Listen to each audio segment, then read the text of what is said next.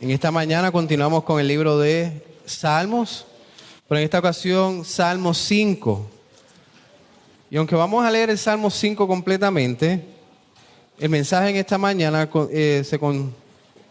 se concentra más en el del Salmo del capítulo 1 del verso 1 al verso 7. Del verso 1 al verso 7.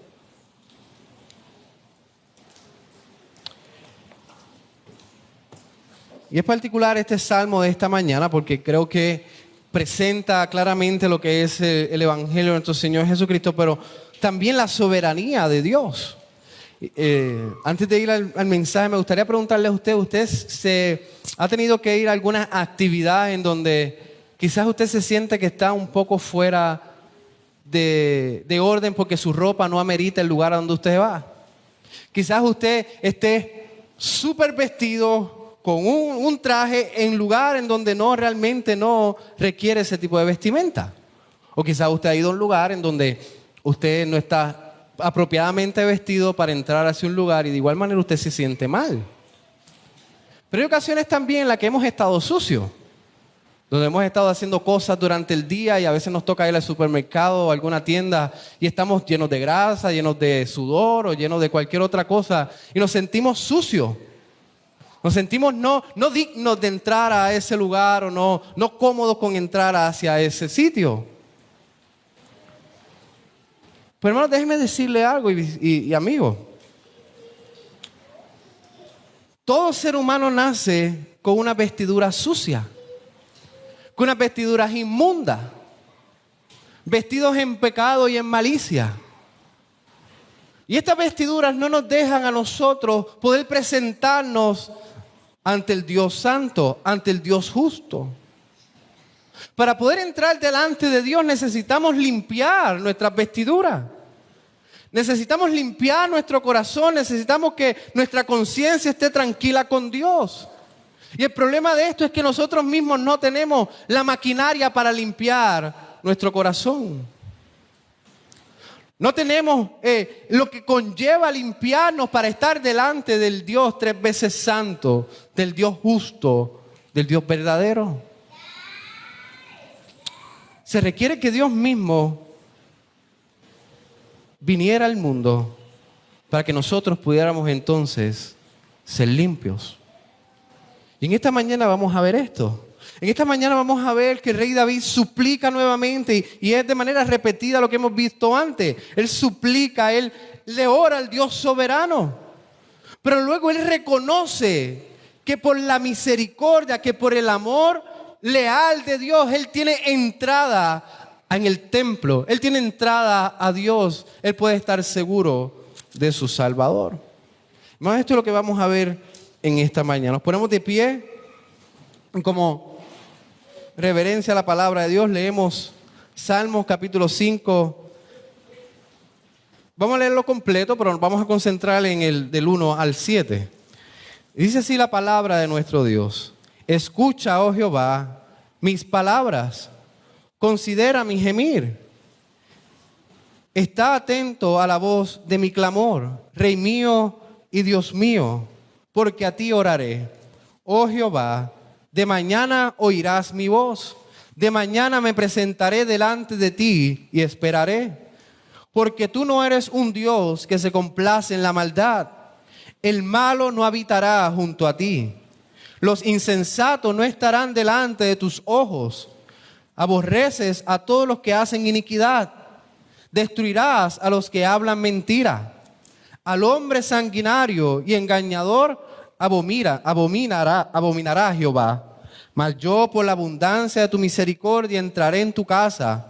Adoraré hacia tu santo templo, en tu temor. Guíame, Jehová, en tu justicia, a causa de mis enemigos. Endereza delante de mí tu camino. Porque en la boca de ellos no hay sinceridad. Sus entrañas son maldad. Sepulcros abiertos es su garganta.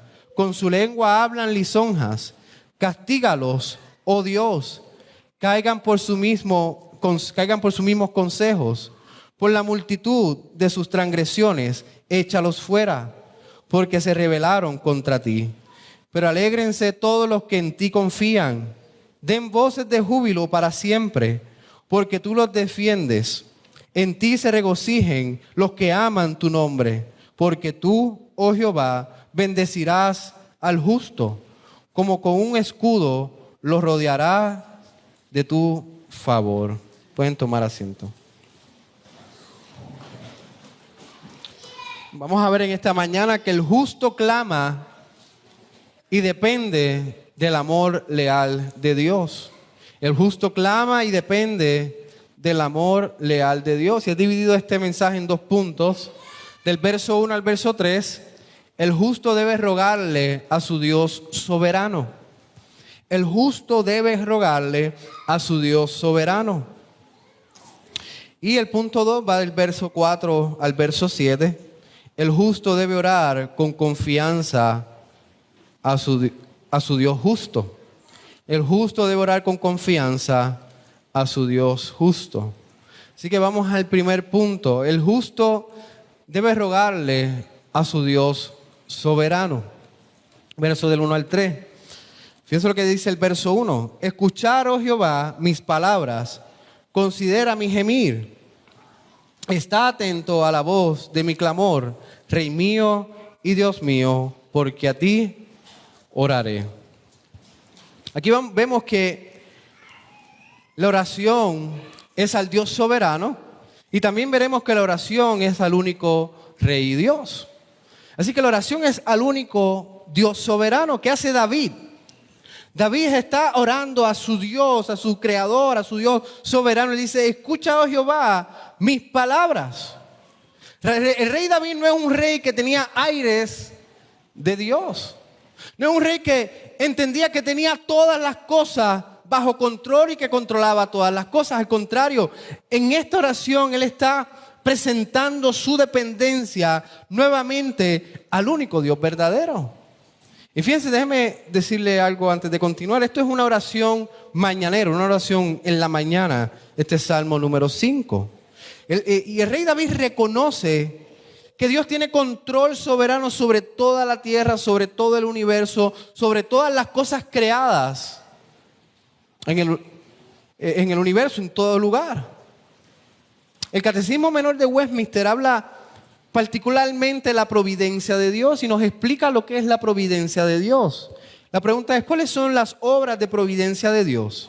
La respuesta es, las obras de providencia de Dios son aquellas con que santa, sabia y poderosamente preserva y gobierna a todas sus criaturas y todas las acciones de estas. El rey David viene en oración delante del Dios que es santo, que todas las cosas que hacen son santas, que todas las cosas que hacen son sabias, que como Él es todopoderoso, Él controla todas las acciones y gobierna todas las acciones de las criaturas aquí en la tierra. Él conoce todo.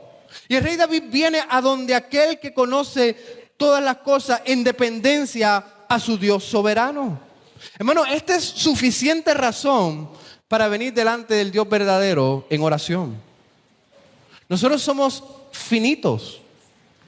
Y si usted tiene bastantes años, inclusive si usted está antes de teenager y cuando usted es niño, usted se da cuenta que usted no puede controlar todas las cosas del mundo. Usted se da cuenta que quizás a los niños, papá y mamá le dicen, mañana vamos al cine a ver una película. Y ocurre algo que lamentablemente eso no se cumple.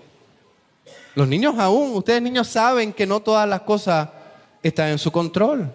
Y cuando somos adultos mayormente nos damos cuenta que no todas las cosas tenemos control de ellas. Hay cosas que ocurren inesperadas.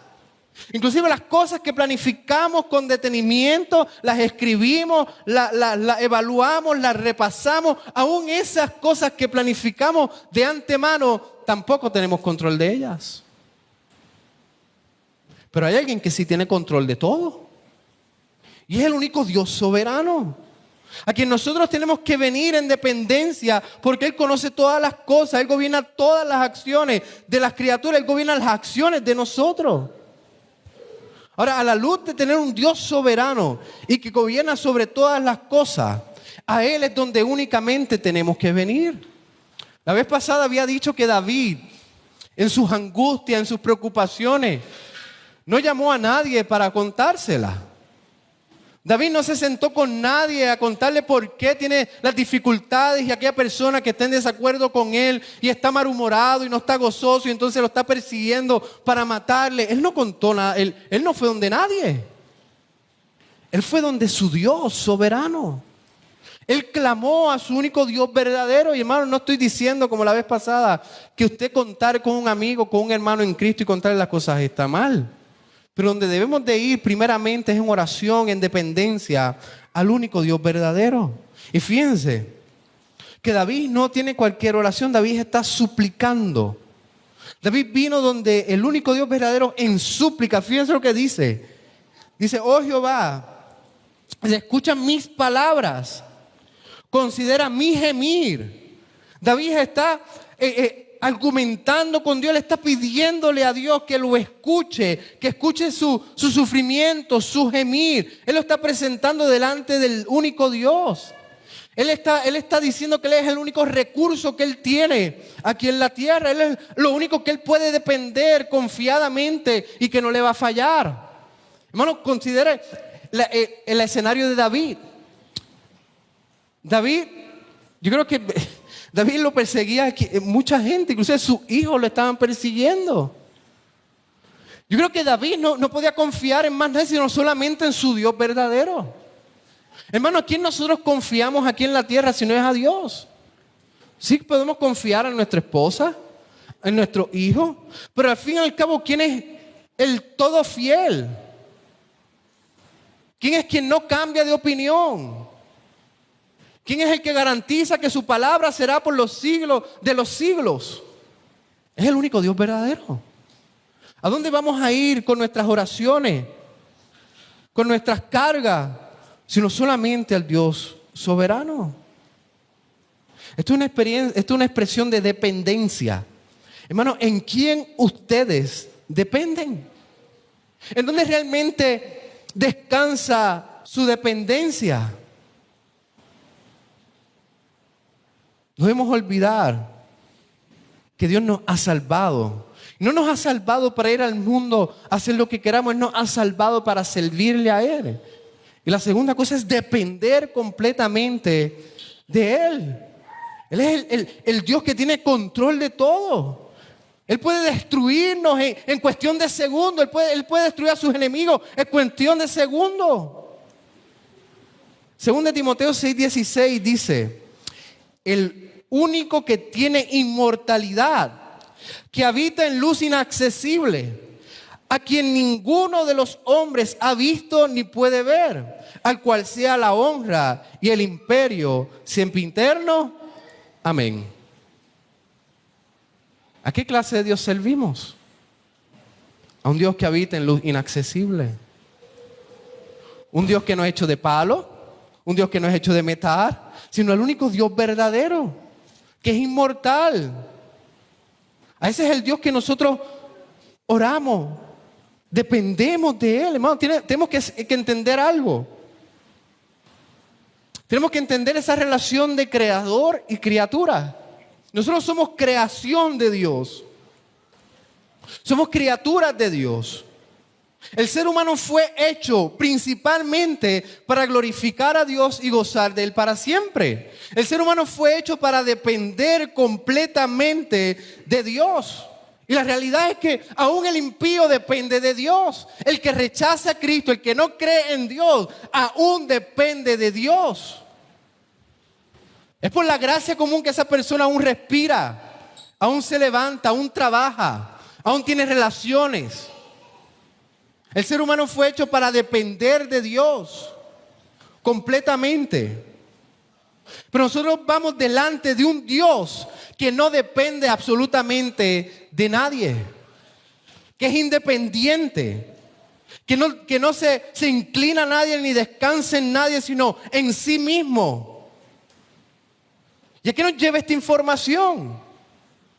Entender que adoramos Y oramos a un Dios que es independiente. Presentamos nuestra necesidad ante el Dios que sostiene nuestras vidas, que sostiene el universo, que sostiene la tierra. Hermano, esto nos tiene que llevar a una confianza de que el único Dios verdadero es accesible y escucha nuestro clamor. ¿Y a qué viene todo este tipo de cosas de que Él es grande, Él es creador, Él es en luz inaccesible? Por lo general el ser humano adora aquello que es mucho más grande que Él. Si usted estudió los indios taínos, ellos adoraban al dios Semí o al dios Huracán.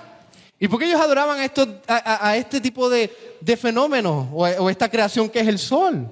Porque lo veían mucho más grande que ellos y decían, si eso es mucho más grande y el huracán es mucho más poderoso que yo, entonces eso tiene que ser un dios. Pero la Escritura nos presenta quién es el único Dios verdadero. Y nos presenta su soberanía. ¿Para qué? Para que nosotros podamos entender que no existe ningún otro lugar, otro ser divino al cual nosotros podemos presentar nuestras oraciones. Sino solamente al único Dios verdadero. Ahora, David viene en humildad. David viene en humildad delante de Dios. Está atento a la voz de mi clamor, Rey mío y Dios mío. Tenemos que venir en humildad delante del único Dios verdadero. Aquí no hay ningún decreto. Aquí no hay ningún demando. Aquí no hay nada en donde el hombre esté demandando a Dios absolutamente nada. Al contrario, mi Dios, mi Rey y mi Dios.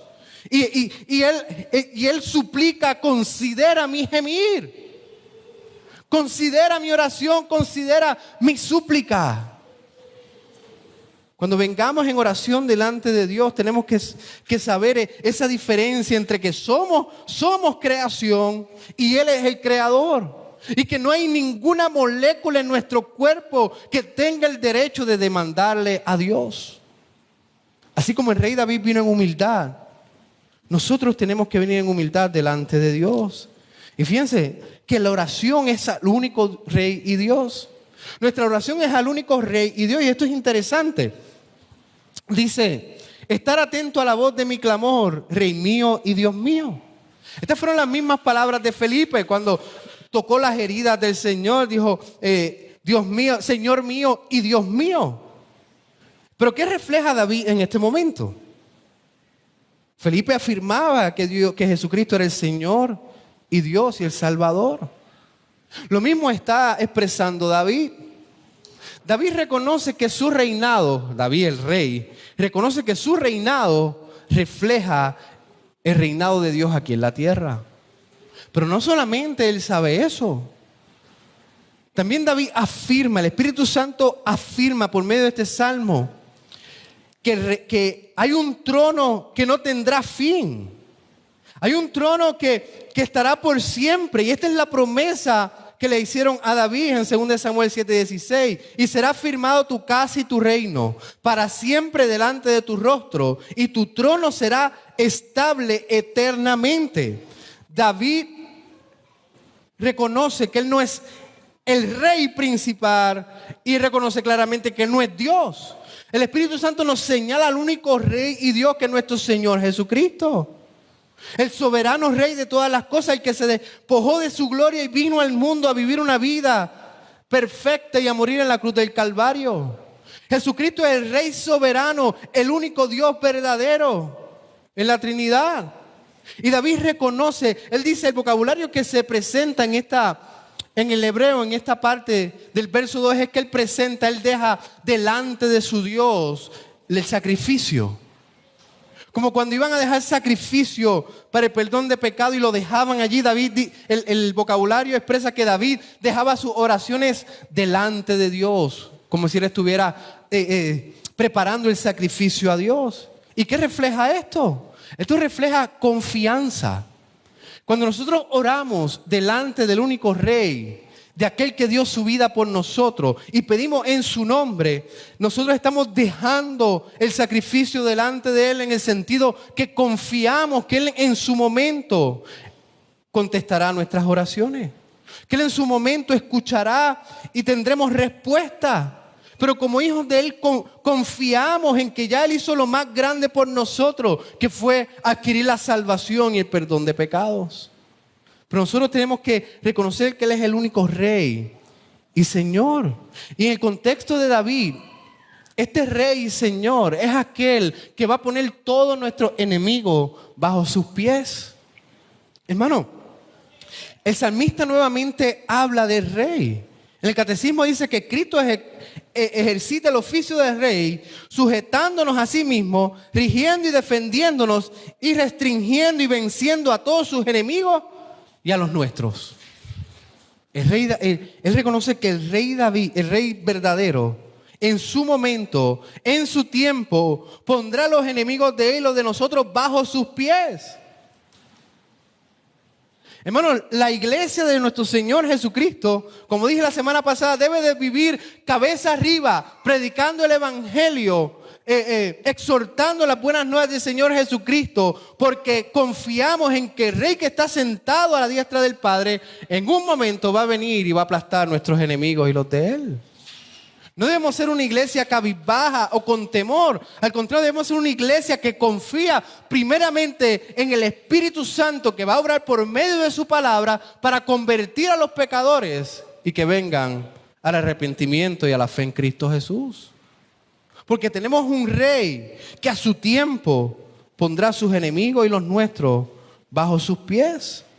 Y David sabía esto. ¿A quién va a suplicar David si él tiene a su hijo que lo perseguía en algún momento? Tenía a Saúl que lo perseguía en su momento. Pero él sabía que su Rey iba a poner a cada uno de sus enemigos bajo sus pies.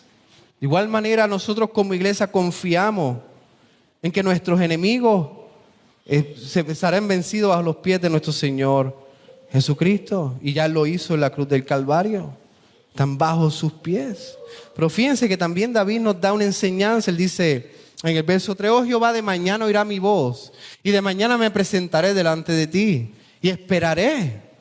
David dedica sus mañanas al Señor, y no es la primera vez que él lo dice. Hermano, esto es un buen hábito como creyentes, el poder presentar nuestras oraciones a primera luz del día. Es una actividad espiritual que beneficia al creyente y al final beneficia a la iglesia de Cristo. Y usted dirá: es que no tengo tiempo, entro a las 6 de la mañana, entro a las 7 de la mañana, entro a las 8 de la mañana al trabajo. ¿Con qué tiempo voy a orar? Bueno, siempre hay tiempo. Levántese media hora antes y ore. Y lea su palabra y ore nuevamente. Y que lo que escuche la primera día de las primeras horas del día sea algún himno que le trae cerca a Cristo, algún salmo que le trae cerca a Cristo. Que ese primer momento en la mañana sea celosamente dedicado delante del Señor. Todos nosotros tenemos algún tipo de problema. Todos nosotros tenemos alguna cosa en que agradecer a Dios. Todos nosotros tenemos súplicas que presentar delante de Dios. Hágalo en la mañana, dedique ese tiempo mañanero al único Dios verdadero. Que usted cultive ese deseo de aprender más y de dependencia al único Dios. Hermanos, hay tiempo. Lo que pasa es que tiene que sacrificar ciertas cosas para realmente tener tiempo. ¿Qué es más importante que dedicar un tiempo delante de su Salvador? ¿Qué es más importante que leer la palabra de aquel que dio su vida por usted? ¿Qué es más importante que eso? Quizás le conlleve peinarse más sencillo para que tenga más tiempo de leer su palabra. Quizás sea prepararse el día anterior para que tenga más tiempo de presentar la oración delante de Dios al otro día. Pero practique esta disciplina espiritual y usted va a tener beneficio, no quizás beneficio el cual se puedan ver con simple vista, pero sí beneficios espirituales. Y su relación con Cristo se afirmará mucho más todavía. Ahora, el segundo punto es: el justo debe orar con confianza a su Dios justo. Ahora, déjeme ir con esto en particular. La primera parte, David ora y gime a su único Dios verdadero. Dice que el justo, Dios escucha al justo y habla de nosotros como justos. Pero ahora David habla de los impíos, de aquellos que no son justos. Y dice, él odia la maldad. Dice el verso 4, porque tú no eres un Dios que se complace en la maldad. El malo no habitará junto a ti. ¿Por qué dice esto? Porque Dios es un Dios justo. Y no hay relación, el pecado no tiene relación con Dios. Al contrario, Dios aborrece todo lo que tiene que ver con el pecado. Dios está enojado con el pecado. Dios está airado con el pecado. Y hermano, yo quiero expresarle algo que quizás usted lo ha visto muchas veces. Hay quienes dicen Dios está enojado con el pecado, no con el pecador. Y esto obviamente es una mentira. Y yo creo que esta afirmación se ha dicho desde esta iglesia muchas veces. Dios odia al pecado tanto como odia al pecador.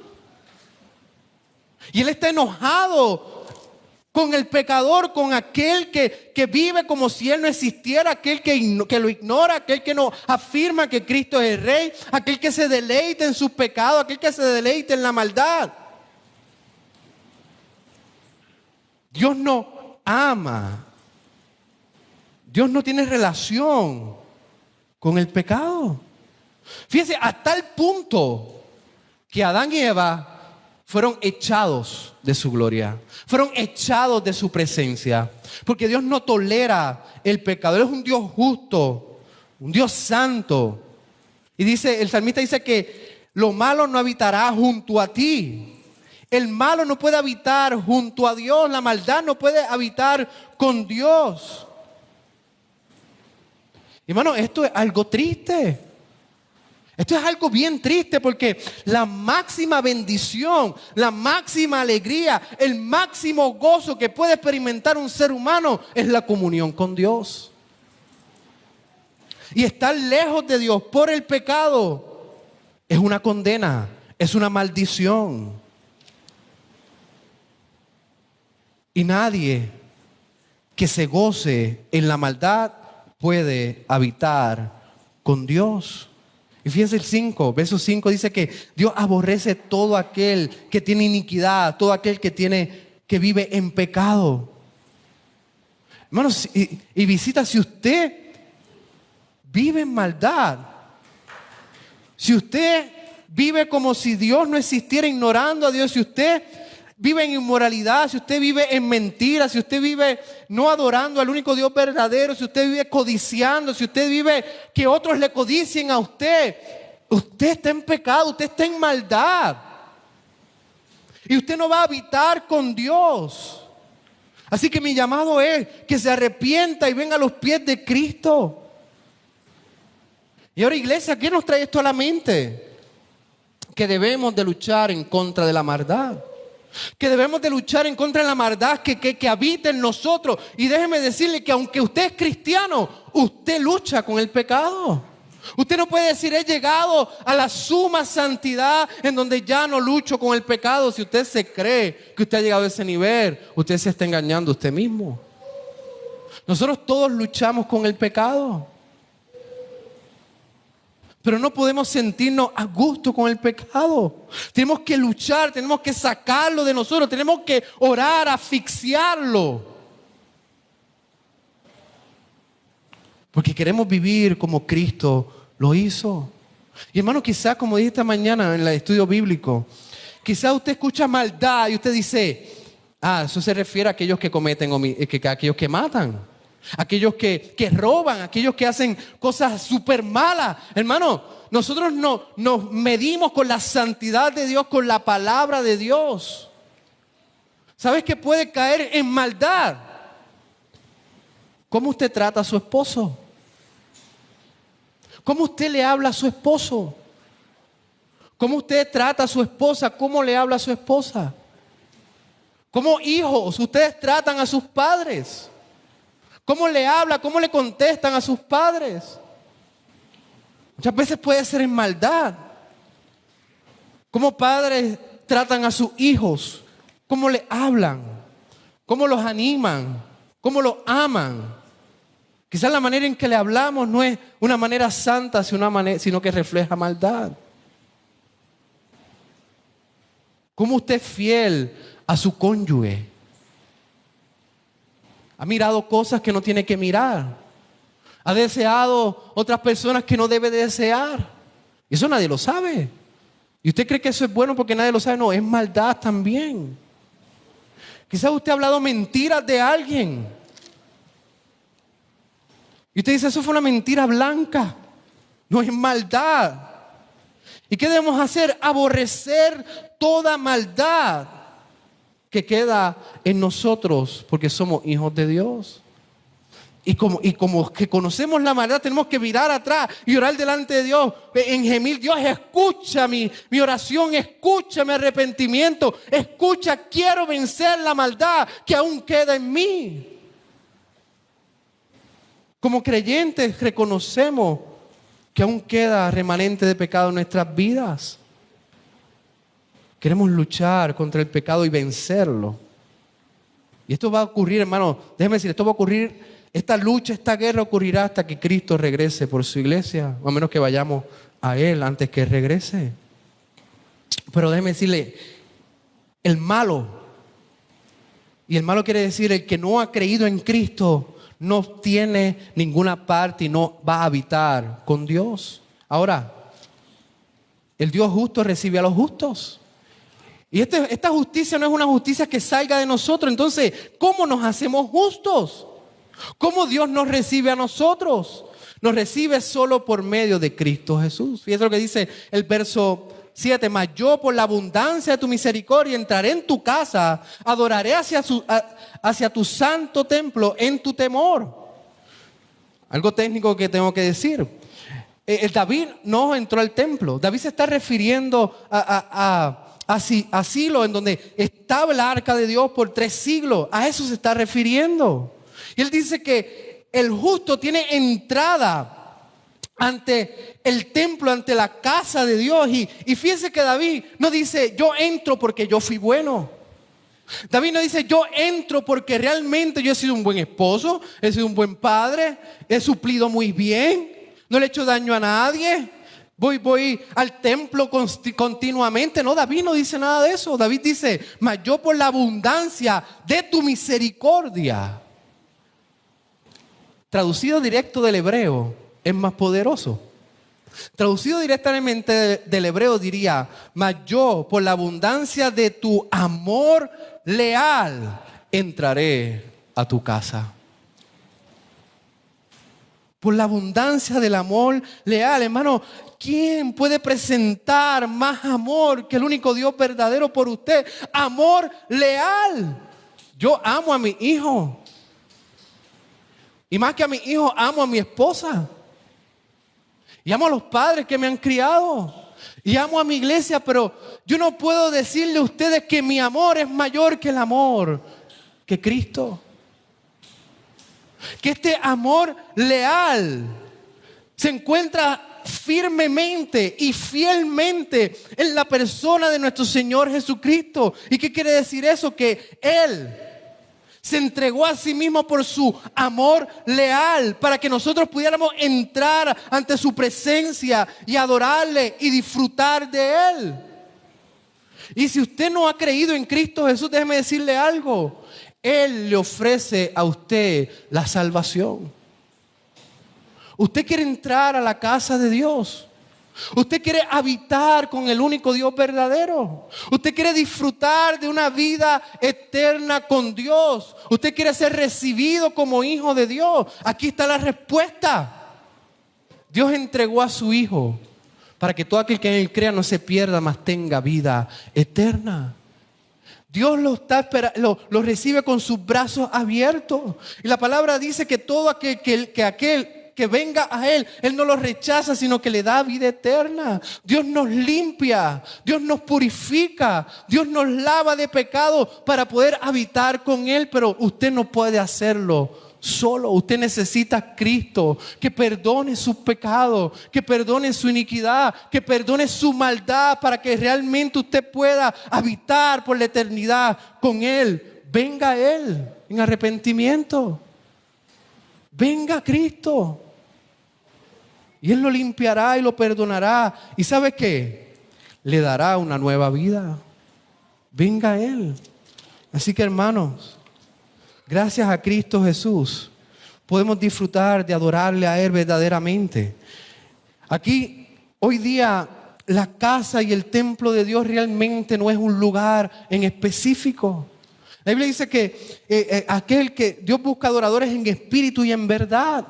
Para poder adorar al único Dios verdadero solamente se necesita la fe en el Señor Jesucristo, adorarle en espíritu, haber nacido de nuevo y en verdad, conocer la verdad de Dios y la manera en que Él quiere que la adoremos.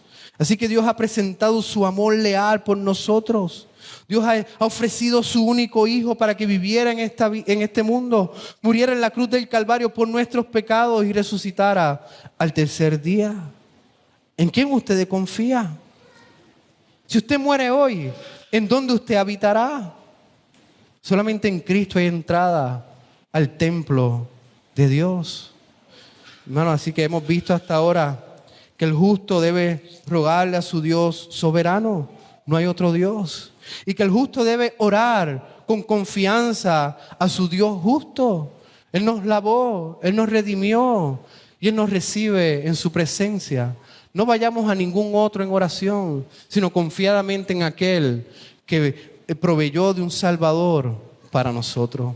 Pues oramos en estos momentos. Amado Padre y Dios, Señor, gracias por tu palabra. Gracias porque es precisa, es directa. Te pedimos, Señor, que tú nos bendiga, Señor, y que en tiempos de dificultad vengamos a ti en oración. Que en tiempos de necesidad seas tú nuestro primer recurso.